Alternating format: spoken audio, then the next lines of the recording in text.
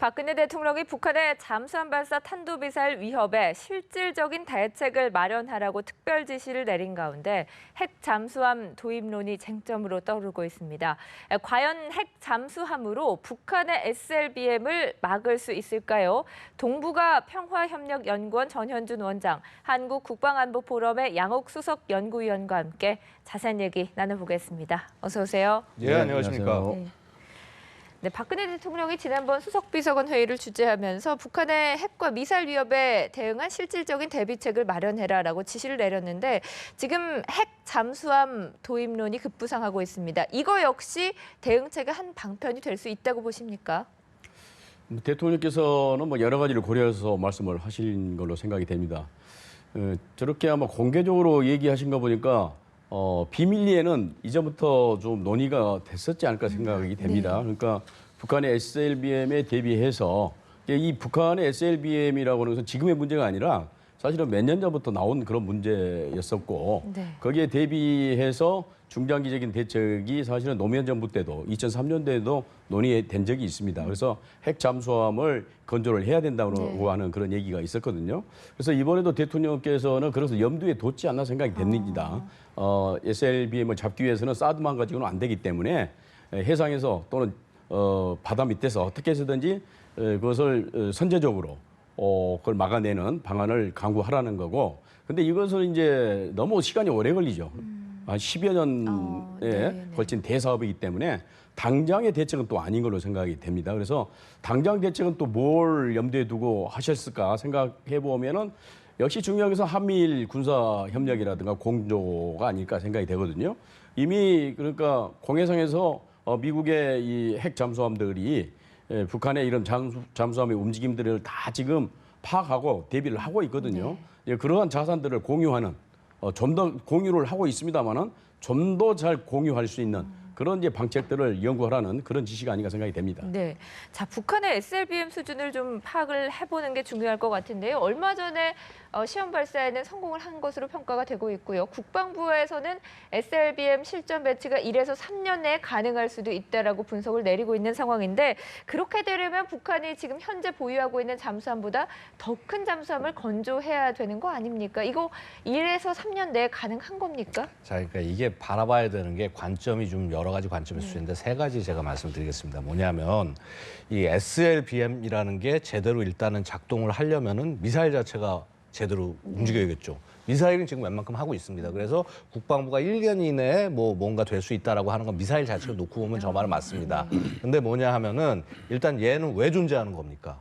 핵 탄두를 안에 장착하고 공격하기 위해서 존재하는 건데 일단 북한이 핵 탄두를 제대로 된 작동하는 이 군 장비 안에 표준적으로 집어넣는 장비가 아직 나왔는지 이 부분이 명확하지가 않습니다. 이제 그거를 아마도 5차 핵실험 형태로 해서 실제 보여주지 않을까 지금 우리가 추정을 하고 있는 거고요. 지금 김정은의 발언이라든가 북한의 어떤 이런 저 내용들 쭉 보고 있으면은 아직 북한이 얘들이 이 핵 탄두 자체가 이렇게 딱 표준화해서 어느 폭탄이든 쫙 장착할 수 있는 그런 그 제대로 된 실전 배치된 게 아직 안 나왔구나라는 걸 알 수가 있습니다. 이제 지금 그 단계입니다. 자, 그 다음에 또 뭡니까? 얘가 발사하는 플랫폼이 있지 않습니까? 바로 잠수함입니다. 그냥 말씀하셨다시피 그 두세 발 쏠 수 있는 잠수함을 개발하라. 예를 들어서 지금 시간까지 딱 못 박았습니다. 한 18년 이전까지 못 박아놨습니다.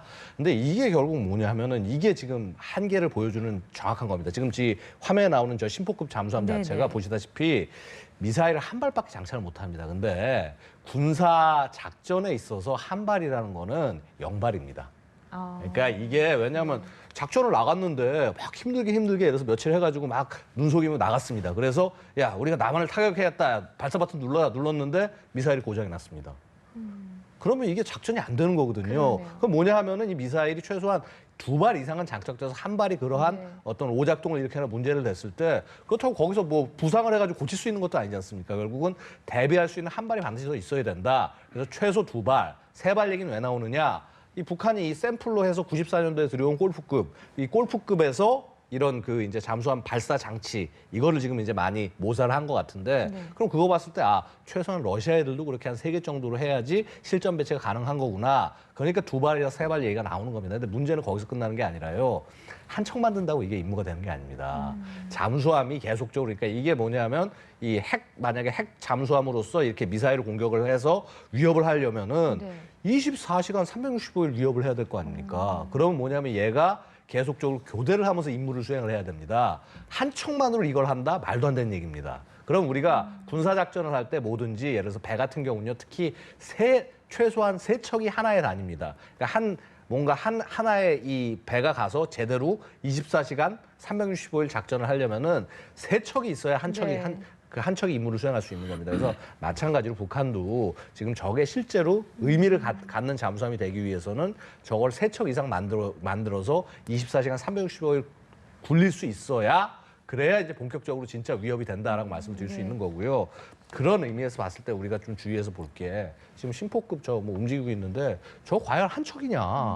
저거 2척일 수도 있는 겁니다. 네네. 그래서 이런 부분들을 우리가 너무 이렇게 좀 뭐라고 그럴까 북한을 너무 두려워해서도 안 되지만은 그렇다고 해서 또 너무 이렇게 좀 얕봐도 안 된다. 근데 다만 지금 현 상태로 봤을 때 그럼 이게 1, 2년 내에 실전 배치다라고 얘기하는 것은 좀 너무나 좀 이렇게 조급한 감이 있다. 그래서 우리 국방부가 뭐 이렇게 얘기할 때는 그 최악의 상황을 대비해서 1, 2년이라고 얘기를 했지만은 제가 볼 때는 그 아까 말씀드린 그런 요건들 예를 들어서 뭐 3척 이상 정도 준비를 하고 실질적으로 어떤 뭐 탄두가 능력을 갖추는 걸 생각을 하면은 시간은 상대적으로 조금 더 있다고 볼 수가 있습니다. 네.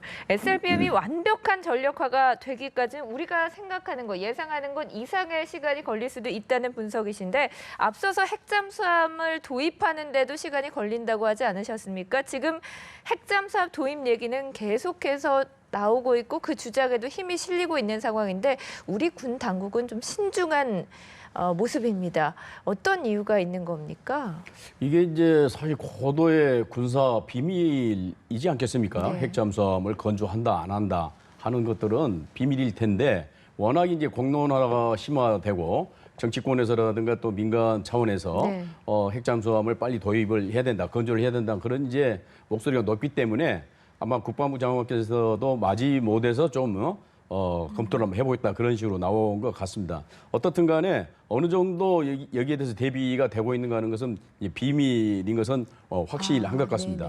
이제 거기에 더해서 사실은 이 핵을 어떻든 추진한 잠수함을 만든다고 하는 것은 굉장히 민감한 문제입니다. 국제정치적으로도. 특히 미국과의 관계 속에서 이걸 어떻게 풀 것인가가 굉장히 중요한 문제거든요.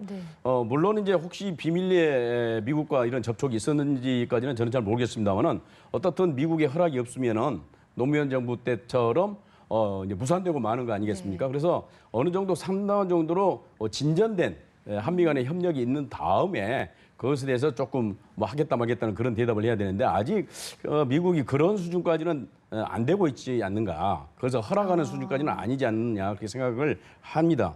사실 미국 입장에서는 한국이 독자적으로 이 핵잠수함을 건설을 해버리게 되면은 자국의 핵잠수함을 팔 수 없는 거 아니겠습니까? 어차피 북한의 SLBM은 위협이 되는 거고 거기를 막기 위해서는 한국에서 건립하는 것보다는 미국에서 이미 만들어 놓은 또는 빨리 만들 수 있는 그런 잠수함을 도입해다가 그걸 막는 게 미국으로서는 국가 이익 아니겠습니까? 우리가 직접 건조하지 않아도 도입을 할 수 있다. 뭐 그렇죠. 지금은 그게 이제 굳이 필요하다고 한다면 도입하는 게 빠르죠. 우리가 직접 건조하기보다는 그렇잖아요. 한미 간의 이 민간 이용에 관한 한미 원자력 협정이 있습니다. 이것은 어떻든 자기들이 우라늄을 제공하는 대신에 거기에서 나오는 부산물 가지고 재처리를 못 한다든가 또 혹시라도 이것을 군사적으로 이용하지 말아야 된다, 안 해야 된다고 하는 것이 이 협정 내에 들어가 있기 때문에 그것을 또 풀어야 되잖아요. 그걸 풀고 또 설계하고 무슨 뭐 예산 따고 이렇게 하다 보면 10년이 아니라 20년 걸릴지도 모르잖아요. 그럼 그 전에는 이미 북한의 이 원자력 북한의 SLBM은 위협이 되는 거고 그렇다면 빨리 도입하는 것이 신속할 거고 더군다나 이것을 방어하기 위해서는 역시 미국의 그런 전략 자산들, 그러니까 잠수함뿐만 아니라 공중에서 초계기들이 끊임없이 북한의 잠수함들을 감시 통제하고 있거든요. 이러한 것들을 빨리빨리 더 그러니까 신속하고 정확하게 협력할 수 있는 그런 것들이 이제 필요한 거고, 그다음에 이제 남한 내 여론도 상당히 문제입니다. 네네. 그래서 사드 배치만 가지고도 지금 또 굉장히 네. 국론이 분열되고 있는 상태인데, 이 원자력 잠수함을 또 그 배치 건조하는 문제에 있어서 벌써 야당은 반대하고 여당은 적극적으로 찬성이고 또 그렇 지금 벌써 분열된 상태가 나오고 있지 않습니까? 네. 그러니까 그런 문제까지 다 감안을 해서 군은 신중하게 아. 좀 대응을 하고 있다. 그렇게 볼 수 있겠습니다. 네, 건조를 하든 도입을 하든 국내외적으로 조율해야 할 부분이 상당히 많은 것 같은데요. 가장 중요한 게요. 정말 이 핵잠수함을 도입하면 북한의 SLBM을 막을 수 있는 것인가, 이 부분입니다. 정말 가능한 겁니까? 이제 뭐 수중 킬체인 얘기도 많이 하시는데요. 그러니까 이제 사실 이제 수중 킬체인이라는 용어가 원래 있는 것이 아니라 우리가 이제 얘기하는 건 대잠전이라고 얘기합니다. 네. 이제 엔티 서브마린 워페어라고 그러는데 여기 뭐냐면 잠수함을 탐지하고 그다음에 탐지한 데 추적한 다음에 걔를 이제 결국 잡아내는 이제 그런 작전인데 이 SLBM에 대해서는 좀 틀립니다. 그게 그런 식으로 안 합니다. 뭐냐면은 이제 보통 이렇게 그 잠수함이 일반적으로 이제 그 수상에 있는 이제 함정들을 공격하는 그런 임무지 않습니까? 네. 어뢰 같은 걸로 통해서, 아니면 이제 요즘은 대함 미사일 같은 걸로 미사일로도 공격이 가능한데, 근데 지금 SLBM은 그 문제가 아니라 얘가 미사일 한 발이라도 만약에 쏴서 떨어졌을 때 이게 그냥 있는 게 아니라 핵이 장착이 돼 있는 것이고, 이게 만약에 떨어지게 되면 뭐 엄청난 피해가 입을 수밖에 없는 거기 때문에, 그래서 결국은 제일 좋은 방법은 뭐냐면 이건 1대1 마크를 해야 되는 겁니다. 그러니까 이 잠수함, 적잠수함 기지에서 이렇게 나와서 네. 움직일 때부터, 나올 때부터 딱 대기하고 있다가 쭉 가서, 그렇다고 해서 평시에 그 아무리 뭐 적이고 우리를 위협을 한다고 그래도 그냥 쏠 수는 없는 거 아닙니까, 그냥?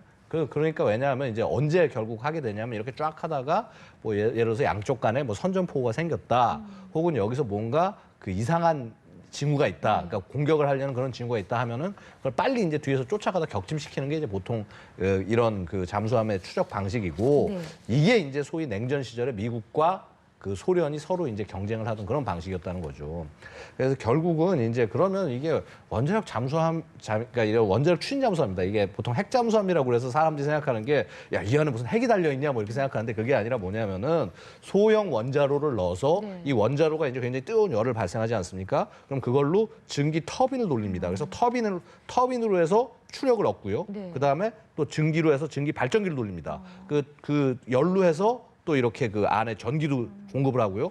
원자로니까 거의 이제 그 연료가 소진할 때까지 네. 뭐 10년이고 20년이고 무한하게 이제 움직일 수 있기 때문에 네. 얘가 어느 잠수함보다, 그러니까 일반 디젤 잠수함은 비교가 안 되는 겁니다. 근데 한 가지 뭐냐 하면, 그럼 지금 우리는 북한에 대해서 아무 능력도 없고 뭐 원자력 추진 잠수함 없으니까 큰일 난 거냐? 그렇지 않습니다. 지금 우리가 보유하고 있는 손원 1급 잠수함 같은 경우에는 일반적인 이제 그 잠수함이 자망할 수 있는 게 2일, 3일밖에 안 되지만은, 얘는 이 안에 물속에서도 발전할 수 있는 특별한 장비, 그러니까 AIP라고 그래서 에어 그 인디펜던트 프로펄션 시스템이라고 그래서 공기부여 시스템을 장착을 해서 2주 정도 독립 작전이 가능해요. 그럼 북한에 비해서 거의 뭐 대여섯 배 이상 정도 훨씬 더 자망이 가능한 겁니다. 그럼 지금도요, 우리가 의지만 있고 그다음에 그 실제 그 작전을 할 그런 정말 그 결단만 내린다면은 넘어갈 수 있는 겁니다. 북한 넘어가서 상시적으로 감시하고 만약에 이상한 징후가 있으면 공격을 하고, 다 그 능력이 없는 게 아니에요. 네네. 그래서 결국 뭐냐면 이거를 과연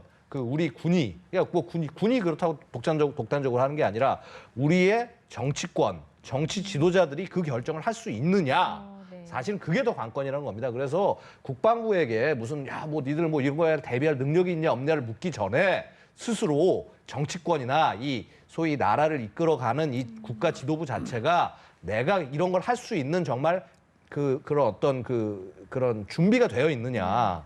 뭐 저는 이걸 뭐 배짱과 용기 이렇게 표현 안 하겠습니다. 이게 그거와는 다른 차원의 문제이기 때문에 정말 그러한 준비가 되어 있는지 그걸 자문하는 게 먼저가 아니겠느냐. 그리고 군에게 필요한 능력들, 뭐 사실 여러 가지 능력들이 부족한데, 이 대잠전 분야는요, 이 소위 말해서 이 메인스트림이 아닙니다.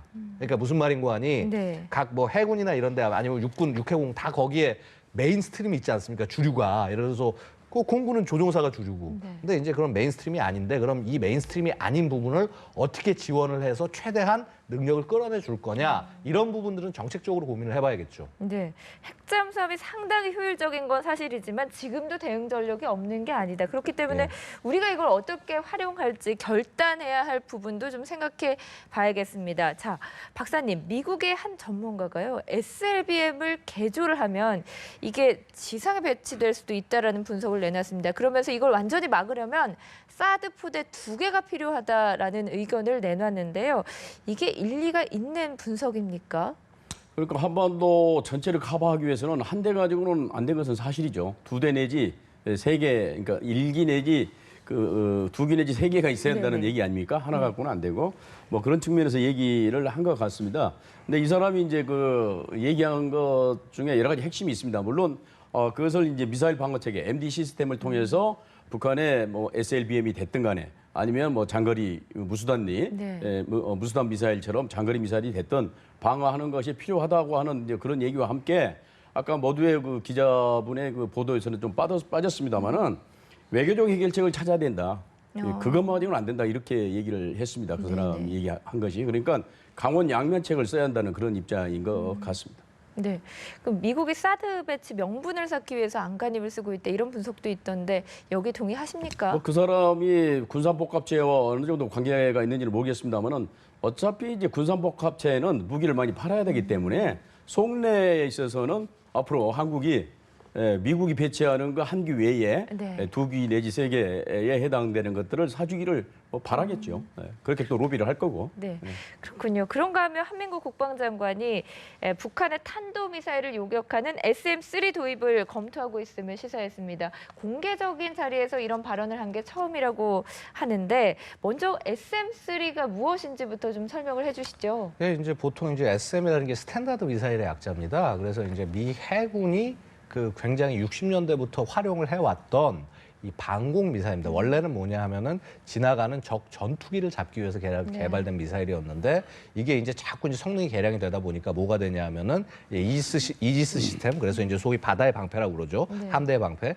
거기서 이제 이 배를 향해서 공격을 하는 시스키밍 미사일, 그러니까 대함 미사일이 어떻게 날라오냐면 막 위에서 이렇게 막 날라오는 게 아니라 네. 밑으로 수면 위를 스치듯이 이렇게 지나오는 그거를 원래 막기 위해서 개발이 됐던 미사일인데 이게 성능이 자꾸 올라가다 보니까 이제 뭐가 되냐면은 미사일 방어도 되는 겁니다. 그래서 보통 우리가 이 어떤 미사일 방어, 미국의 그 종말 단계 방어, 그러니까 이 탄도 미사일을 공격을 할 때 이렇게 떨어질 때에 막는 거를 종말 단계 방어라고 그러는데 제일 끝단에 페이트리어트가 있습니다. 그래서 페이트리어트 팩3 같은 경우는 지금 현재는 한 20에서 30km 정도의 고도까지 요격이 가능하고요. 네. 그다음에 그 팩3를 조금 개량한 팩3 MS 있는 40km 정도까지 고도가 요격이 가능하고 그다음에 지금 이제 우리가 계속 논란이 되고 있는 사드가 450에서 150km까지 요격이 가능합니다. 이게 사실은 이제 굉장히 그 커다란 탄도미사일의 그림으로 봤을 때는 별로 높은 고도가 아니에요. 근데 이 SM-3는 어디까지 요격이 되냐면은 500km까지 요격이 됩니다, 현재. 500km는 뭐 상당히 높은 거거든요. 사실 이제 대기권을 뚫고 나갔다라고 얘기를 할 수 있습니다. 그래서 우리가 영어로는 엑소 앰모스피어라고 해서 외기권이라고 표현을 하는데 어쨌거나 여기서 요격이 할 수 있는 정도로 굉장히 높은 거리를 이제 요격을 할 수 있다. 그러면 SM-3가 왜 나오느냐? 지금 우리 그런 얘기들 하지 않습니까? 일부 이제 뭐 미사일 방어가 뭐 소용이 없다, 사드가 필요 없다라고 주장하시는 분들이 얘기하는 게 야, 북한이 고고도로 지난번에 이제 무수단 쏜 것처럼 고탄도 발사를 해가지고 위에서 팍 내려서 떨어지면은 소위 사드와 탐지의 요격 범위를 벗어나서 이렇게 떨어지게 되면 이거 요격 못한다. 그거에 대한 해답이 SM-3입니다. 뭐냐면 고탄도로 높이 쏘면 쏠수록 우주 공간에 머물러 있는 기간이 상당히 길거든요. 바로 이 기간 동안에 SM-3 쏘면 솔직히 SM-3를 요격하기 훨씬 더 좋습니다. 그래서 근데 이제 물론 이 SM-3가 이것도 또 다 만병통치약이 아닙니다. 사드가 만병통치약이 아니듯이 SM-3도 예를 들어서 이 낮은 고도나 이런 데에서는 그닥 큰 역할을 할 수가 없고 SM-3를 뭐 다 그냥 깔아놓는다고 그래서 그러면 한반도가 전체가 다 커버가 되느냐? 그것도 아니고요. 그래서 SM-3는 SM-3 나름의 장점을 가진 게 있다. 그래서 뭐냐 하면 우리가 모든 것들을 다 갖추기는 어려우나 네네. 이렇게 단계별로 필요한 것들을 갖춰 나가는 과정에서 이게 정말 필요하고 도움이 되는지를 검토하겠다고 얘기를 하는 겁니다. 근데 문제는 뭐냐면은요, 이게 돈이 얼마입니까? 지금 예를 들어서 아까 핵잠수함도 문제가 뭐냐면은요, 그러니까 원자력 추진 잠수함도 우리 일반 잠수함 그러니까 지금 이제 그 쓰고 있는 손원 1급 잠수함 같은 경우는 한 400억 원 정도 들어가는데 네. 아마도 원자력 추진 잠수함 하면 한 척 들어가는 게 그거에 한 3, 4배 되는 한 뭐 1조 뭐 3천억에서 5천억 정도까지 비용이 들어갈 겁니다. 그럼 이런 재원들을 어떻게 마련을 하고 끌고 나갈 거냐 이런 부분도 솔직히 지금 국방부가 어떤 판단을 예를 들어서 함부로 얘기를 못하게 하는 네. 원인 중에 하나가 된다는 것이죠. 그리고 이제 가장 근본적인 얘기는 물론 이제 평화가 제일 싸게 먹히는 거긴 네. 하겠지만은 힘이 없이는 평화가 안 되지 않습니까? 그러다 보니까 이 능력을 갖춰 나가는 건 좋은데 이게 자꾸 이제 후발적으로 능력을 갖춰 나가게 된다는 거죠. 북한이 뭔가를 개발하면은 예를 들어서 무슨 뭐 미사일 꺼낸다, SLBM 꺼낸다 그러면은 뭐 KAMD 무슨 뭐 킬체인, 수중 킬체인 하면서 그러니까 어떻게 보면 우리가 차분차분 준비를 해 나가야 되는 것들인데 이런 좀 다소 지금 순서가 앞뒤가 뒤엉키고 비용은 비용대로 더 들어가는 것이 아니냐. 이제 지금 이런 걱정들을 많이 하게 되는 것입니다. 네. 우리가 SM3까지 도입하게 되면 어쨌든 중첩적인 미사일 방어망을 형성이 가능하지만 어쨌든 비용과 효용성 문제는 좀 따져봐야 할 부분이 아닌가 싶습니다. 마지막으로 저희가 북한 내부 모습을 좀 살펴보겠습니다. 23년 만에 북한의 청년 동맹 대회가 열렸는데 거기서 횃불 야회가 진행이 됐습니다. 이 자리에서 핵폭탄이라는 문구가 나왔는데 북한이 자칭 핵 보유국임을 선전하고 있는 상황에서 이 핵폭탄이라는 문구가 등장한 것 어떤 의미인지 설명을 좀 해주시죠. 예, 북한은 이미 자신들의 핵 보유국이다 그렇게 헌법에도 이제 명기를 했지 않습니까? 네. 그래서 이제 핵 보유국으로서의 이제 자긍심을 가지고 살겠다는 그런 뜻이고 특히 청년들에게 이 핵폭탄 정신을 강조하는 것은 북한의 청년 동맹이 약 500만 명 정도 네. 됩니다.